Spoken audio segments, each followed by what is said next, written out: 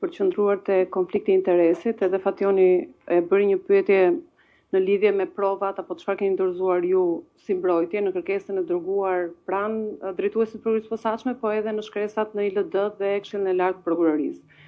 Gjatë diskursit publik të kryebashkiakut Erion Veliaj në postimet e tij në Facebook, flitet për kontakte të drejtë për drejta të Ols Dados, prokurorit të çështjes me të në lidhje me lejen dhe faktin që ai ka shprehur mospëlqim të mosmarrjes së asaj leje. Ju keni dorëzuar ose përmbajnë këto shkresa prova të kësaj ndërhyrje dhe të këtij komunikimi të drejtë për drejtë Ols Dados? Siç edhe vetë zoti Veliaj ka thënë në seancën e datës 12 shkurt, çdo provë që ai ka në lidhje me këtë komunikim është në telefonin e tij celular, i cili i është sekuestruar në datë 10 shkurt. Dhe e ka spaku.